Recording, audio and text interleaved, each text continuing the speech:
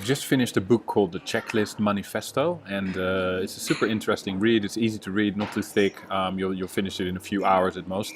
And what's interesting about it is that when you hear the word checklist, you think of something very mundane, something automated, maybe a robot, something very simple.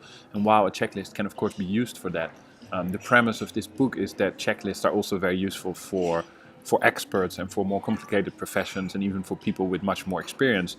Because even if you have a lot of experience in something, whether it's investing or surgery or building a skyscraper or whatever, because of that experience and because of the fallacy of the human mind, you will skip certain essential steps. Either because after some point you think they're not important anymore, or because you will simply forget.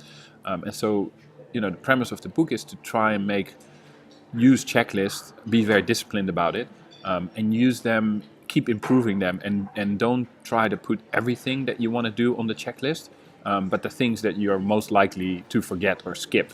And so keep them, pretty short so that they're easy to use. Keep improving them, and then apply them to, can be to anything. Some examples in the book are surgery. It's written by a doctor, by a surgeon.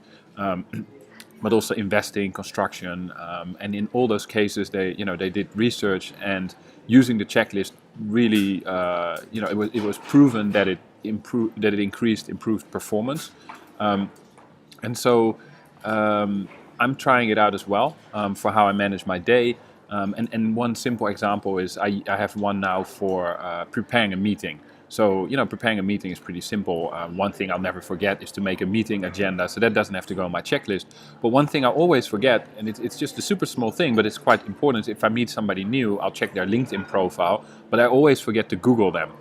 So now, that's an item on my checklist. I've also just recently started to force myself to list one or more uncomfortable questions that I could ask in the meeting, because I tend to sometimes be too nice or avoid conflict.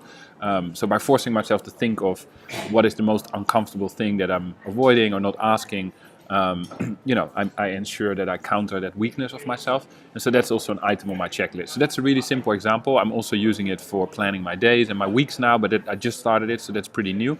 So I'll talk about that more in the future once I have some more results of how that is working. But below, a link to the book, and also a link to the templates I've put together for my checklist, so you can have a look there in Evernote. And we'll see how this goes, but I can highly recommend the book. It's an easy read, and it's super interesting.